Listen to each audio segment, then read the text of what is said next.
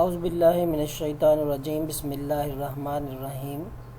Intermediate سال دوم کے حصہ غزل میں سے خواجہ میر درد کی دوسری غزل، اس کے اشعار کی تشریح کا سلسلہ جاری ہے۔ اس سے پہلے شعر نمبر 1، 2 اور 3 کی تشریح آپ اس سے پہلی ویڈیو میں دیکھ چکے ہیں۔ اس ویڈیو میں ہم شعر نمبر 4، 5 اور 6 کی تشریح پیش کر رہے ہیں۔ تو اشعار کی تشریح شروع کرنے سے پہلے گزارش ہے کہ جن حضرات نے ابھی تک اس چینل کو سبسکرائب نہیں کیا تو مہربانی کر کے اسے سبسکرائب کریں، ویڈیو کو لائک اور کمنٹس ضرور کریں۔ تو شروع کرتے ہیں۔ شعر نمبر 4۔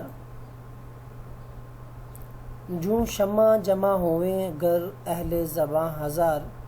آپس میں چاہیے کہ کبھی گفتگو نہ ہو۔ جوں یہ حرف تشبیہ ہے، جوں شمع یعنی شمع کی طرح، اہل زبان والے، اہل علم، آپس میں چاہیے کہ کبھی گفتگو نہ ہو۔ اس کا اگر آپ مفہوم دیکھیں تو مفہوم کچھ اس طرح سے بنتا ہے، اہل زبان کو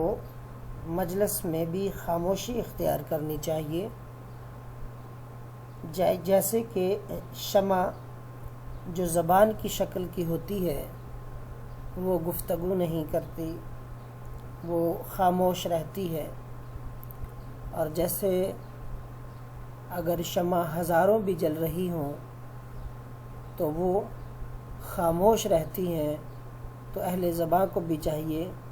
کہ وہ خاموشی اختیار کریں۔ اصل میں خواجہ میر درد چونکہ تصوف کا شاعر ہے اور اس کی شعروں کی تشریح میں تصوف کے مسائل جا بجا نظر آتے ہیں، تصوف کی تعلیمات اور ایک سالک کے لیے راہ سلوک پر چلنے کی جو ہدایات ہیں وہ آپ کو ان کے اشعار میں وافر مقدار میں ملیں گی۔ تو تصوف کا ایک مسئلہ ہے کم بولنا، کم کھانا اور کم سونا، یعنی فضول گوئی، یاوہ گوئی سے بچنا۔ تو اصل میں میر درد نے وہی اصول یہاں پر بیان کرنے کی کوشش کی ہے۔ آپ اس کے حوالہ جات میں خاموش رہنے کی جو فضیلتیں ہیں اس کو بھی زیر بحث لا سکتے ہیں۔ جیسے نبی کریم صلی اللہ علیہ وسلم کی حدیث مبارک ہے، جو شخص اللہ اور یوم آخرت پر ایمان رکھتا ہے اسے چاہیے کہ وہ بھلائی کی بات کرے ورنہ خاموش رہے۔ یا پھر حدیث میں آتا ہے، فضول باتوں کو چھوڑ دینا آدمی کے اسلام کی اچھائی کی دلیل ہے۔ اور یا ایک کہاوت بھی ہے کہ ایک چپ 100 سکھ۔ تو یہ ساری چیزیں آپ اس کی تشریح میں لکھنے کے بعد نبی کریم صلی اللہ علیہ وسلم نے جو ارشاد فرمایا کہ تم مجھے 2 چیزوں زبان اور شرمگاہ کی ضمانت دے دو، میں تمہیں جنت کی ضمانت دیتا ہوں۔ یعنی شاعر نے شعر کے اندر تصوف اور سلوک کے اس اہم مسئلے کی طرف اشارہ کیا ہے کہ جو راہ حق کے راہی ہوتے ہیں، جو تصوف پر چلنے والے سالک ہوتے ہیں، ان کے لیے خاموش رہنا کس قدر ضروری ہوتا ہے۔ خواجہ میر درد نے شعر میں بتایا ہے کہ جو اللہ رب العزت کے جلووں میں مستغرق ہوتے ہیں، اللہ رب العزت کے جلووں کے جو طالب ہوتے ہیں، وہ اپنی زبان کو فضول اور یاوہ گوئی سے محفوظ رکھتے ہیں۔ وہ اللہ رب العزت کی بارگاہ میں ادب کے ساتھ، خاموشی کے ساتھ، بغیر کسی قسم کا شکوہ اور شکایت کیے ہوئے اللہ رب العزت کے دیدار کی طالب رہتے ہیں۔ تو کہتے ہیں کہ جب اہل زبان جو ہوتے ہیں، جو اہل علم ہوتے ہیں، جو اللہ کی معرفت رکھنے والے ہوتے ہیں، جو اللہ رب العزت کی راہ پر چلنے والے ہوتے ہیں، جو اللہ رب العزت کو پانے کے لیے کوشاں رہتے ہیں، جو راہ سلوک پر چلنے والے ہوتے ہیں، وہ اگر ہزاروں بھی ایک مجلس کے اندر جمع ہوں تو وہ اپنے محبوب حقیقی کے جلووں میں ایسے مستغرق ہوتے ہیں کہ آپس میں دنیا داری کی باتوں میں اپنے وقت کو ضائع کرنے کی بجائے وہ ہر وقت اپنے محبوب حقیقی کے جلووں میں مستغرق رہتے ہیں، اور اللہ رب العزت کی تجلیات میں ہر وقت وہ اس تجلیات کی بارش میں شرابور رہتے ہیں، اور اللہ رب العزت کی بارگاہ میں ادب کو بجا لاتے ہوئے اپنی زبان کو وہ بالکل خاموش رکھتے ہیں۔ کوئی بات کرنے سے پہلے وہ 1000 بار سوچتے ہیں۔ اب اس میں ایک اشارہ یہ بھی ہے کہ جو اہل زبان یعنی اہل علم ہوتے ہیں وہ جب مجاہدے اور ریاضتیں کرتے ہیں اور معرفت کی منازل طے کرتے ہیں تو پھر بے شمار مصائب برداشت کرنا پڑتے ہیں، تب جا کر اس سالک پر حقائق جو ہے وہ منکشف ہوتے ہیں۔ ان مصائب اور ان مشکلات کو برداشت کرتے ہوئے بھی پھر وہ اس پر کسی قسم کا گلہ شکوہ اور شکایت اپنی زبان پر نہیں لاتے۔ تو خواجہ میر درد نے کہا، دیکھیں کہ جیسے شمع ہے جب وہ جلتی ہے تو کیا اس پر مصیبت جو ہے وہ آتی ہے اور وہ پگھل کر ختم ہو جاتی ہے، لیکن وہ کبھی بولتی نہیں ہے، چپ چاپ اپنی اس آگ میں جل جاتی ہے۔ تو جو اہل محبت ہوتے ہیں، جو اہل سلوک ہوتے ہیں، جو اہل تصوف ہوتے ہیں، جو اللہ والے ہوتے ہیں، جب اللہ رب العزت کی بارگاہ میں اللہ رب العزت کی راہ پر چلتے ہیں تو پھر انہیں ایسی مشکلات ہوتی ہیں، ایسے مصائب اور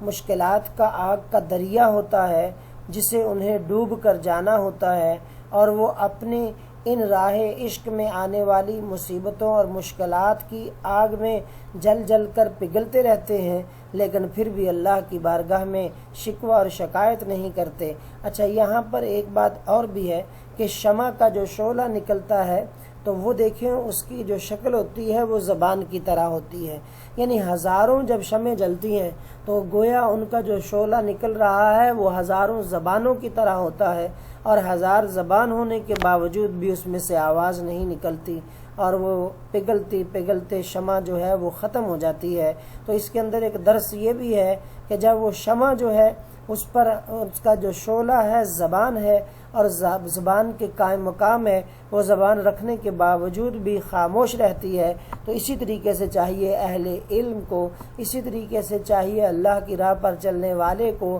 کہ وہ ان مصیبتوں کو، ان مشکلات کو اپنے محبوب حقیقی کو پانے کی راہ میں جو اسے درپیش آتی ہیں انہیں اپنی جاگیر اور میراث سمجھتے ہوئے اور انہیں اپنے دامن میں سمیٹتے ہوئے اپنی زبان پر وہ چپ کا تالا لگائے رکھیں اور بالکل بھی کسی طرح کی کوئی بات نہ کریں۔ اب اس میں ایک بات اور بھی ہے کہ جب جیسے یہ شعر پہلے آپ دیکھ لیں کہ ہم بڑے ناز سے آئے تھے تیری محفل میں، کیا خبر تھی کہ لبے اظہار پہ تالے ہوں گے، یعنی اللہ رب العزت کے راستے پر جو چلنے والے ہوتے ہیں جب اس راہ عشق و مستی میں وہ آتے ہیں تو یہاں پر پھر بولنے کی ان کو اجازت نہیں ہوتی ہے، خاموشی کے ساتھ جس راہ کو انہوں نے چنا ہے اس راہ پر چلتے رہنا ہی اس راہ کے تقاضوں کو پورا کرنا ہوتا ہے۔ اس راہ کے تقاضے یہ ہیں کہ اب خاموش رہیں۔ اگر ان کا عشق الہی سچا ہے، وہ محبت الہی میں طالب صادق ہے، تو پھر کیا، جیسے شاعر نے کہا، وہ جن کا عشق صادق ہو وہ کب فریاد کرتے ہیں، لبوں پر مہر خاموشی دلوں میں یاد کرتے ہیں۔ اور اسی طریقے سے علامہ اقبال نے بھی کہا، خاموش اے دل بری محفل میں یوں چلانا نہیں اچھا، ادب پہلا کرینہ ہے محبت کے کرینوں میں، یعنی ادب کے ساتھ اپنی جان پر وہ ساری مشکلات کو جھیل جائیں لیکن وہ اپنی زبان سے کچھ بھی نہ بولیں، شکوہ اور شکایت کوئی نہ کریں۔ پھر اسی طریقے سے اس کے اندر جو دوسرا مفہوم یہ بھی ہے کہ جب جو محبوب حقیقی کو پانے کی راہ پر چلنے والا جو سالک ہے، جو اس راہ عشق و مستی کا مسافر ہے، اور جب وہ اللہ رب العزت کے جلووں کو پاتا ہے، ان کے اللہ رب العزت کے جلوہ حسن کا وہ دیدار کرتا ہے، تو پھر کیا ہے، پھر وہ اپنے جتنا وہ اللہ کے جلووں کے اندر وہ اترتا جاتا ہے اتنا ہی اس کی زبان پر جو ہے وہ چپ لگتی چلی جاتی ہے۔ جیسے کہ الطاف حسین حالی نے بھی کہا تھا کہ محرم بھی ہے ایسا ہی جیسا کہ ہے نامحرم، کچھ کہہ نہ سکا جس پر یہاں بھید کھلا تیرا. یعنی جیسے جیسے وہ اللہ رب العزت کی معرفت کو پاتا جاتا ہے، ویسے ویسے وہ زبان جو ہے وہ اپنی خاموش کرتا جاتا ہے، ویسے ویسے وہ چپ ہوتا جاتا ہے. اب وہ بولتا نہیں ہے، کچھ کہتا نہیں ہے. یہ راہ سلوک جو ہے اس میں یہ ضروری ہے کہ اپنی زبان کو اپنے کنٹرول میں رکھے. جیسے اس سے پہلے بھی آپ نے اس طرح کی احادیث بھی پڑھی ہیں کہ زبان جو ہے یہ ایک ایسا ایک اہم، اللہ رب العزت نے انسان کو یہ اعضاء میں سے ایک اہم عضو دیا ہے کہ یہ زبان جو ہے اگر انسان کنٹرول میں رکھے تو اللہ کی بارگاہ میں قرب پا سکتا ہے. اگر اسی زبان کو یاوہ گوئی کے اندر لگا دے تو اللہ سے وہ دور ہو سکتا ہے. اور دوسری بات اس میں یہ بھی ہے کہ اگر آپ اس کو مجازی کے اعتبار سے بھی دیکھیں تو مجازی کے اعتبار میں بھی یہی بات اس نے کی ہے کہ اگر تو نے عشق کیا ہے، اگر تو نے کسی سے دل لگایا ہے تو پھر اب تجھے اس راہ کی ملنے والی مصیبتوں کو جھیلنا پڑے گا. اذیت، مصیبت، ملامت، بلائیں، تیرے عشق میں ہم نے کیا کیا نہ دیکھا. پھر وہ اسی طرح سے اور بے شمار حوالہ جات ہیں کہ جیسے وہ جو ہے کہ یہ آگ کا دریا ہے اور ڈوب کے جانا ہے. عشق نہیں آساں، بس اتنا سمجھ لیجئے ایک آگ کا دریا ہے اور ڈوب کے جانا ہے. پھر کرنا کیا ہے کہ خاموش رہ، تنہا بیٹھ، رو اور یاد کر اس کو، تو نے عشق کیا ہے، گناہ چھوٹا نہیں تیرا. اور پھر اس راہ کی جو مصیبتیں ہیں ان پر واویلا کرنا اس پر حرام ہو جاتا ہے، شکوہ اور شکایت کرنا اس پر حرام ہو جاتا ہے، بلکہ اس میں تو طلب کرنا، کچھ ڈیمانڈ کرنا اور کچھ اپنی خواہشات کا اظہار کرنا یہ بھی جو ہے وہ حرام ہو جاتا ہے. جو کچھ بھی محبوب کی طرف سے ملے اس پر خاموش رہنا یہ اس کے لیے ضروری ہوتا ہے. سزا ایسی ملی مجھ کو، زخم ایسے لگے دل پر، چھپاتا تو جگر جاتا، سناتا تو بکھر جاتا. تو اس شعر کے اندر شاعر نے پہلی بات تو یہ ہے کہ یہ تصوف اور سلوک کا جو اصول ہے وہ اس میں بیان کیا گیا ہے. یعنی مجازی اور حقیقی دونوں کے اعتبار سے اس کے آپ تشریح کریں گے. اب شعر نمبر 5 ہے. جوں صبح چاک سینہ میرا اے رفو گراں، یا تو کسو کے ہاتھ سے ہرگز رفو نہ ہو. جوں صبح چاک سینہ میرا اے رفو گراں، یا تو کسو کے ہاتھ سے ہرگز رفو نہ ہو. تو یہ شعر میں بھی دیکھیے پہلا شعر جو ہے جوں صبح چاک سینہ میرا اے رفو گراں. اب جوں جو ہے یہ بھی حرف تشبیہ ہے. اس شعر میں بھی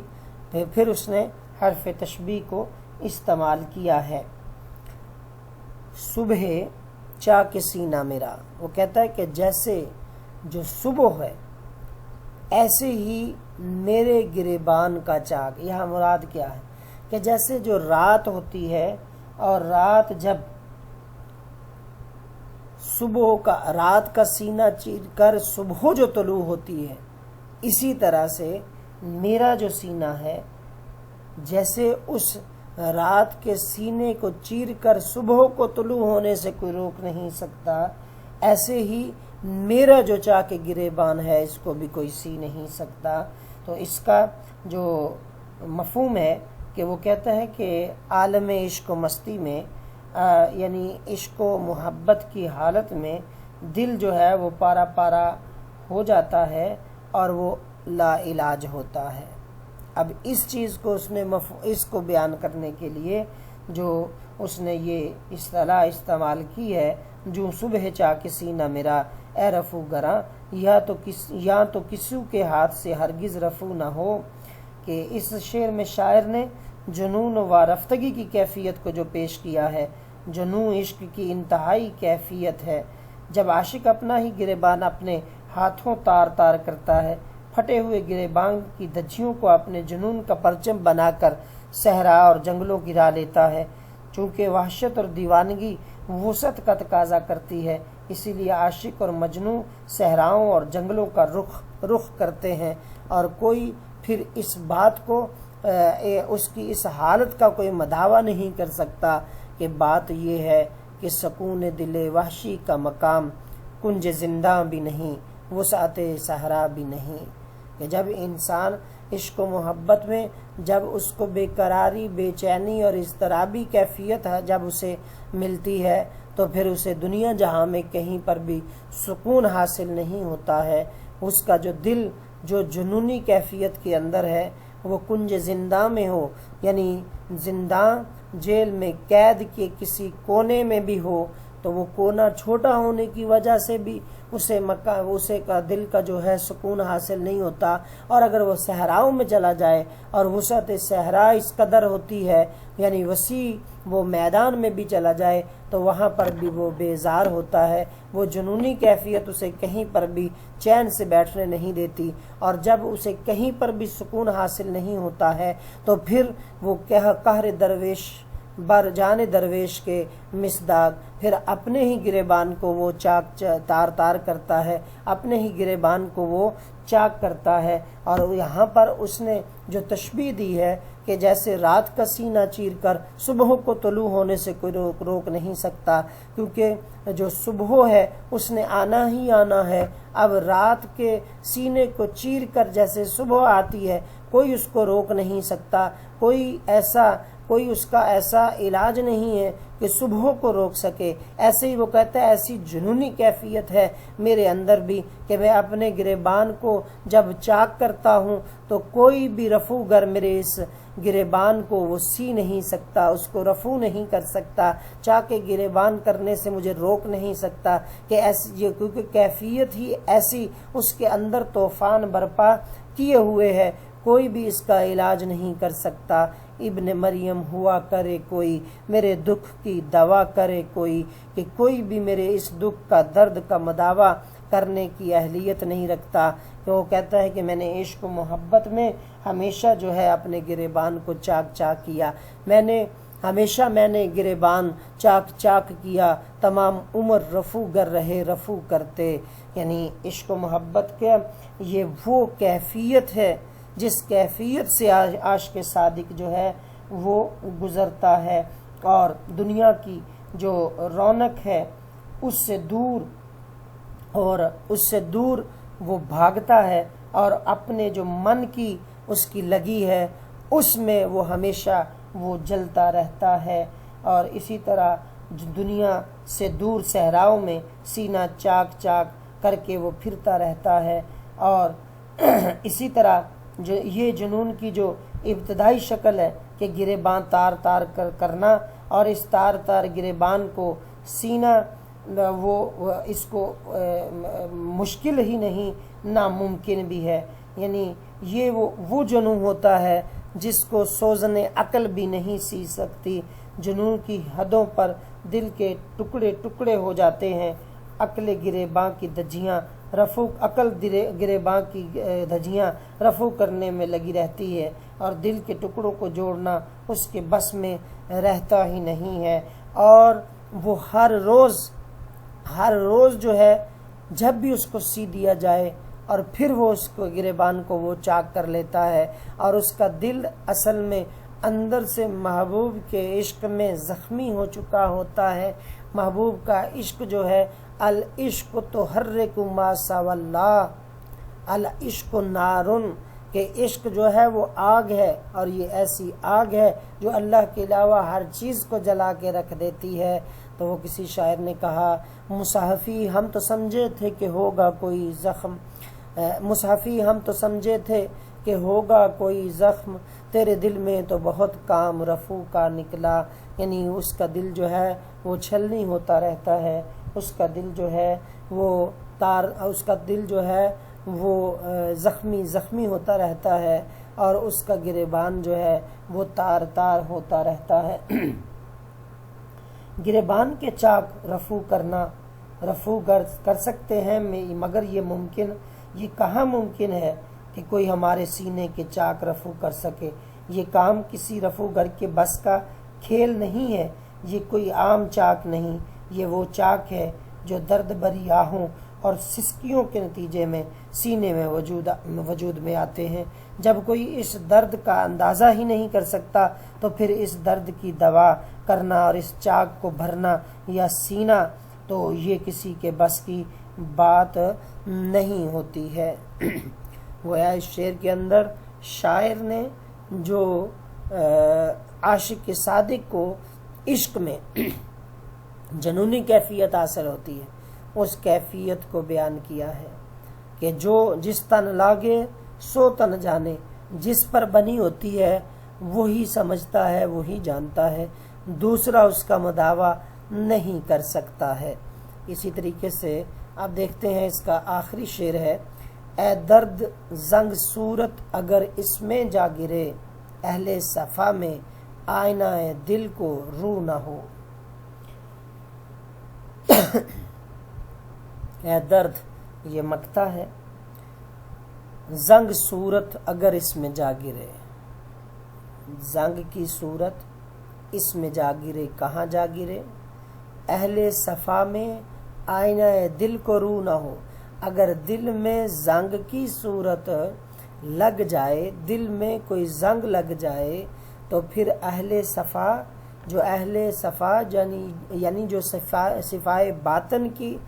دولت کو حاصل کر چکے ہیں، جو اہل تصوف ہیں، جو اہل اللہ ہیں، جو اللہ والے ہیں،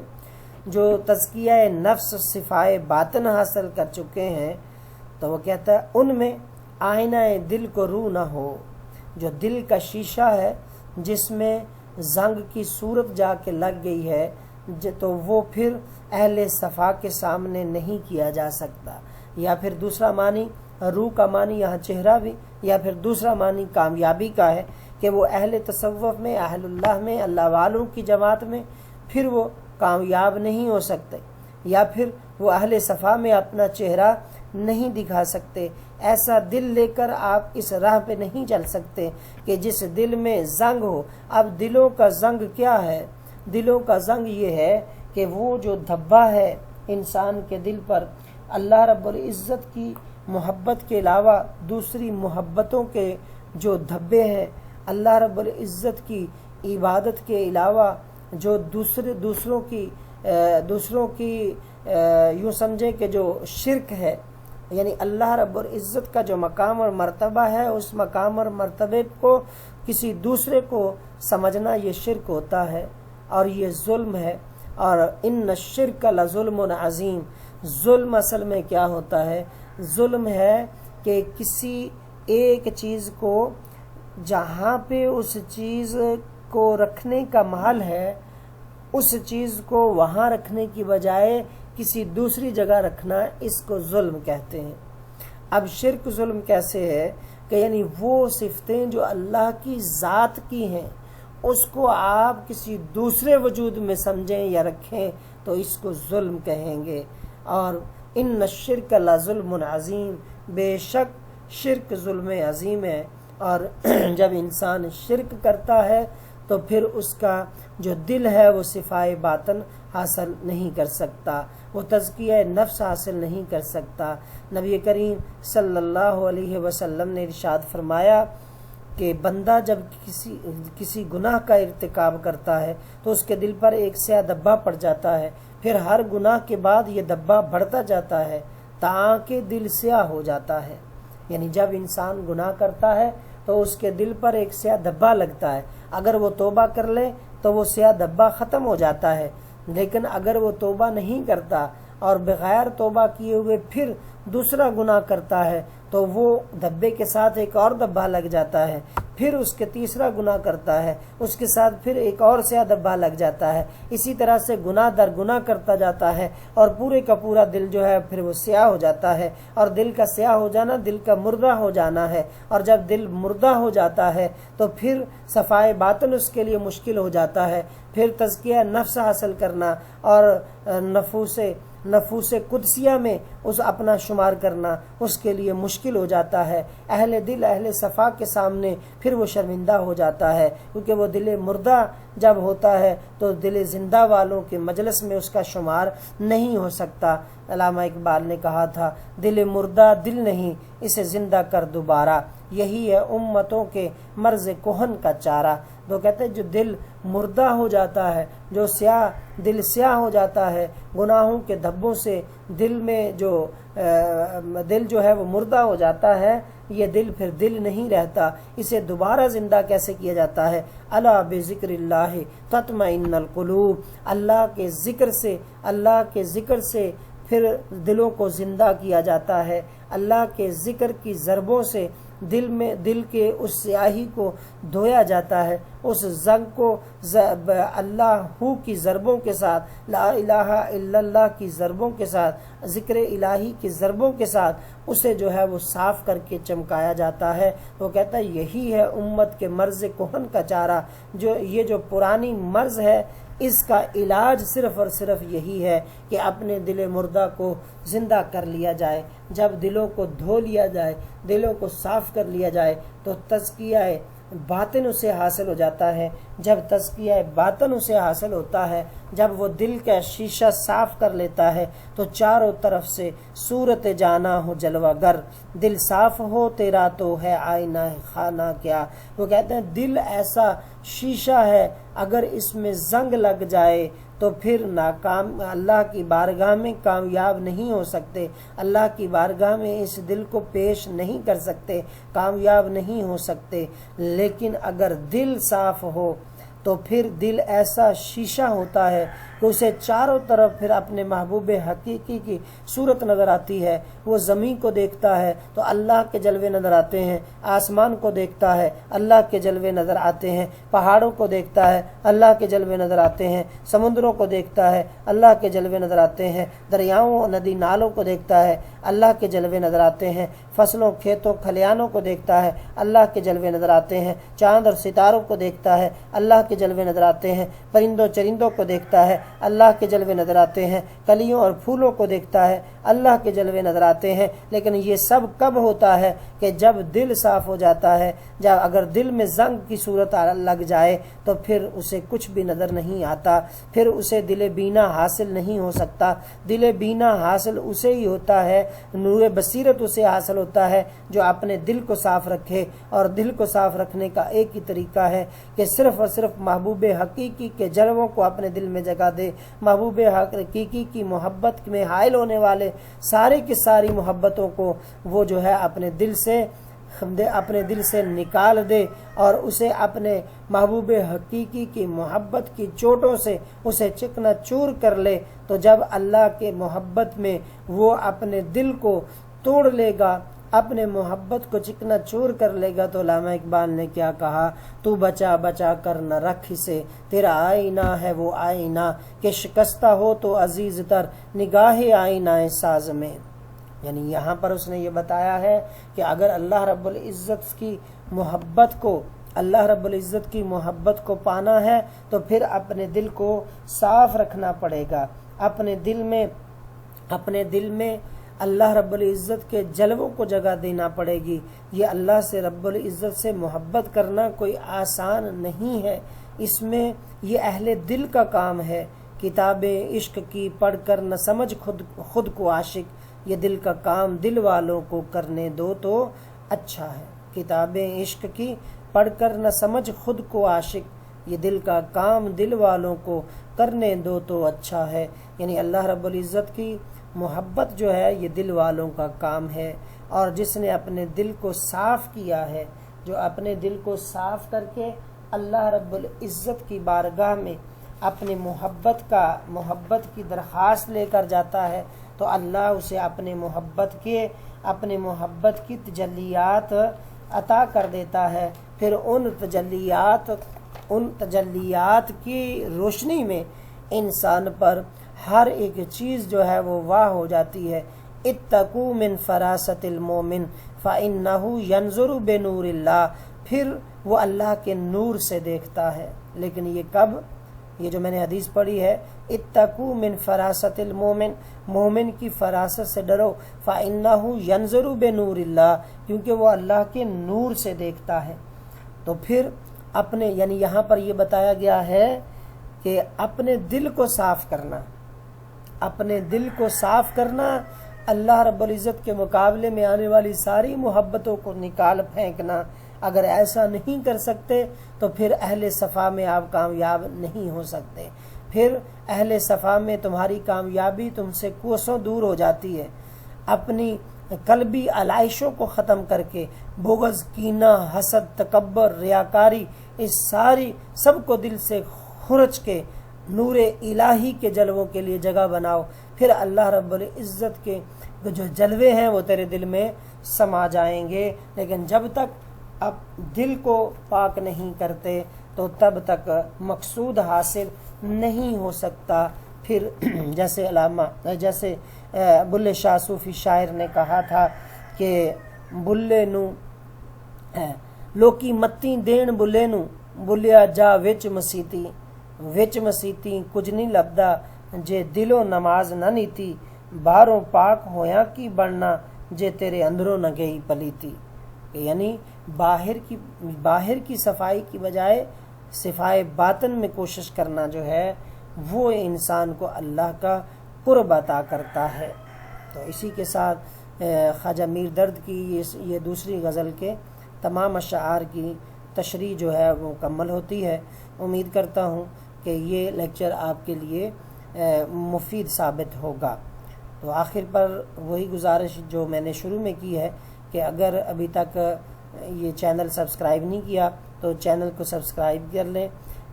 ویڈیو کو لائک ضرور کریں، اس پر کمنٹس ضرور کریں، اور اسی کے ساتھ اس ویڈیو کلپ کو ختم کرتے ہیں۔ اللہ ہمارا حامی و ناصر ہو۔